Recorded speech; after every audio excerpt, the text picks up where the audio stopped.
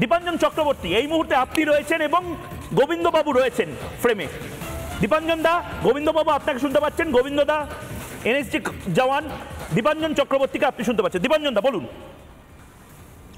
দেখো, এই আমার বাংলাদেশের যে ভাই বোনেরা আছেন, আমি আপনাদের উদ্দেশ্যে একবার বলি, আমি কয়েকদিন আগে এই মোহাম্মদ ইউনূস যখন অন্তর্বর্তী সরকারের প্রধান ঘোষিত হলেন, আমি একটা ছোট্ট 1 মিনিটের 30 সেকেন্ডের একটা গল্প বলেছিলাম ওই উদ্দেশ্যে, যে একবার জঙ্গলে নিরীহ প্রাণী পশু যাদের তাদের রক্ষা করবার জন্য একটা কমিটি তৈরি হয়। সে কমিটিতে ছিল ব্ল্যাক মাম্বা, নেকড়ে বাঘ, হায়না, চিতা ইত্যাদি।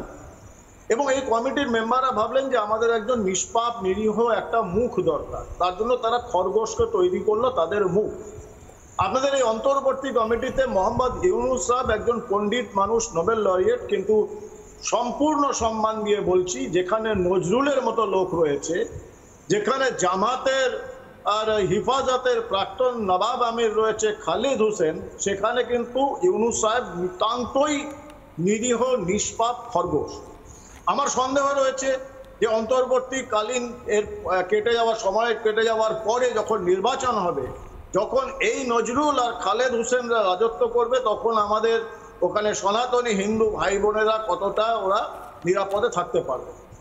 আর একটা কথা ময়ূক, তুমি প্রশ্ন করছিলে ওই গোবিন্দভোগ বাবুকে যে উনি বিএনপির কিনা, এ তো অনেক রকম শোনা যায়, মানে আমি কারোকে ব্যক্তি আক্রমণ না করেও বলছি, কিন্তু যখন সনাতনী হিন্দুদের উপর আঙ্গুল উঠবে, এবং উনি যে জাস্টিফিকেশন দিলেন ওনার ভিডিওতে কোথাও নেই, এই গোবিন্দভোগ বাবু ফ্রিল্যান্সার কিনা বলা যায় না।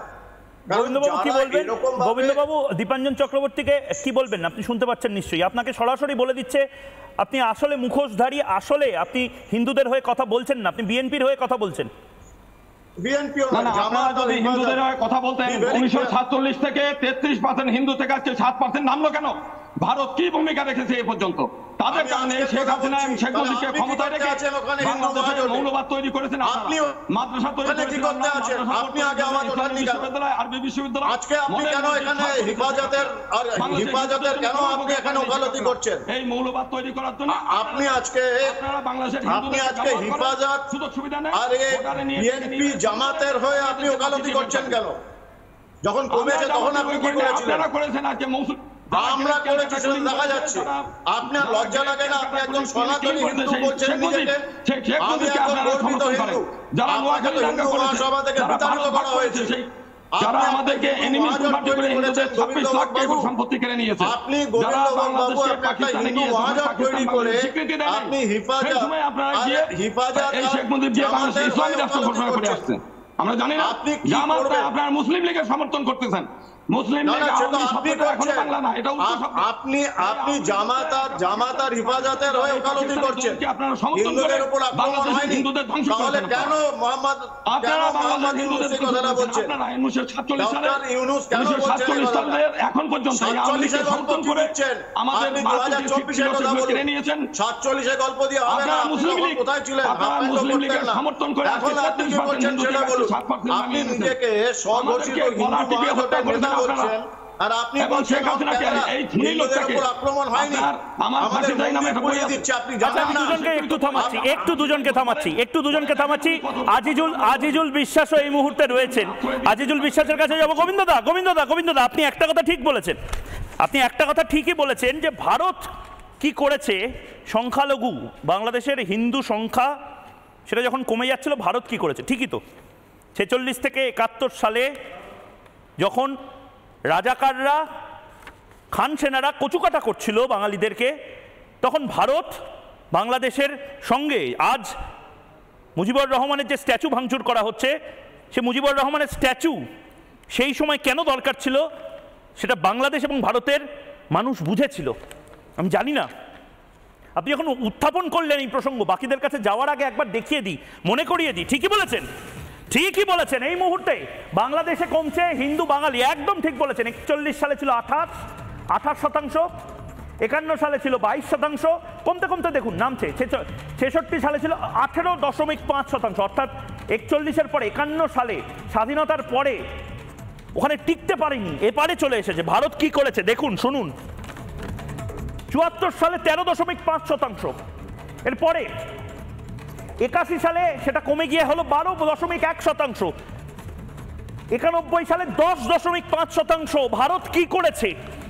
এরা কোথায় ভ্যানিশ হয়ে গেল, মরে গেল সবাই, বেশিরভাগই হয়তো ভারতে চলে এসেছে। আজ তারা টিভিতে জবাব চায় বাংলা দেখছে। ভারত কি করেছে? 2001 সালে 9.2, ভাবুন 10 থেকে 9 সিঙ্গেল ডিজিটে নেমে গেল, এক সংখ্যায় নেমে গেল। আর 2011-তে 8.4। সত্যি কথায় গোবিন্দবাবু, ভারত কি করেছে? ভারত আসলে কি করবে যদি আপনাদের মতন সংখ্যালঘু সম্প্রদায়ের নেতা তারা যদি শাসকের হয়ে কথা বলে? আপনার লজ্জা লাগছে না? বাংলাদেশের শাসকের হয়ে আপনি কথা বলছেন এই সংখ্যা থেকে গোবিন্দবাবু। আমরা আজকে শাসকের আমি কথা বলিনি, যারা আন্দোলন করেছে তারা শাসকের সঙ্গে দেখা করতে গেছে, আজকে কিন্তু আন্দোলন বন্ধ করে দিয়েছে। আপনি বলুন সংখ্যালঘুদের উপর আক্রমণটা, সংখ্যালঘুদের উপর আক্রমণটাকে আপনি আওয়ামী লীগের উপর আক্রমণ কেন শুধু বলছেন দাদা? সংখ্যালঘুদের উপর আক্রমণটাকে কেন আপনি আওয়ামী লীগের উপর আক্রমণ বলছেন? সংখ্যালঘুদের আপনার কষ্ট হয় না? আপনার কষ্ট হয় না? আপনার কষ্ট হয় না যখন হিন্দু বাড়িতে আগুন লাগে? আপনার কষ্ট হয় না যখন হিন্দুদেরকে মারে? আপনার কষ্ট হয় না যখন শাহবাগে, যখন চট্টগ্রামে এত মানুষ? আপনার কষ্ট হয় না এই ডেটাটা দেখলে? এই ডেটাটা কেন কমলো আপনি বলুন, কেন কমলো? হিন্দু জনসংখ্যা কেন কমলো? একই প্রশ্ন করছি, হিন্দু জনসংখ্যা কেন কমেছে? হিন্দু জনসংখ্যা কেন কমেছে? কি করে 10% নেমে এলো? কি করে 8% নেমে এলো? হিন্দুগুলো সব গেল কই? বাংলাদেশে হিন্দুদের বিচার চাই। সাপোর্ট করেছি শেখ হাসিনাকে। আমরা বাংলাদেশকে ভালোবেসেছি, ভারত বাংলাদেশকে ভালোবেসেছে।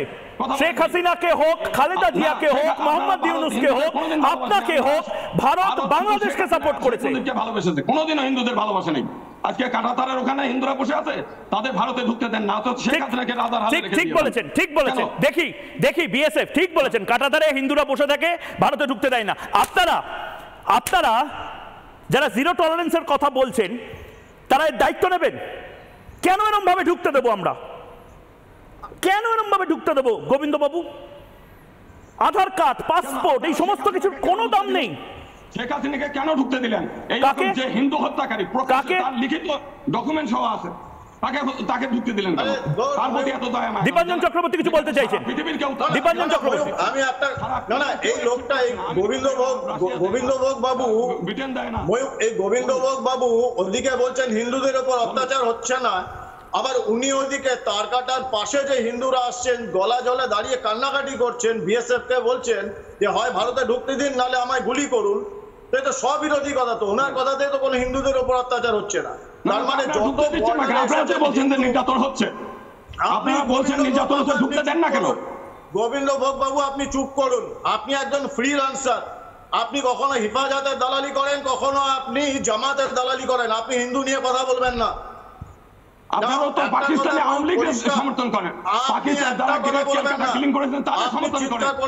শেখ মুজিব 1947 সালে ভারত ভাগ করেছে, আপনি নিজেকে হিন্দুদের প্রতিনিধি বলে বলবেন না। মুসলিম লীগ আপনার সম্পর্কে হিন্দুদের কি বিচার সেটা আপনার থেকে আমিও ভালো জানি। হিন্দুদের কিছু বলা লাগবে না। গোবিন্দ ব্রাহ্মণকে একা সবকিছু করতে পারেন, আপনারা কি করেন দেখি? আপনার ভারত সরকার। আমি দুজনকে থামাচ্ছি।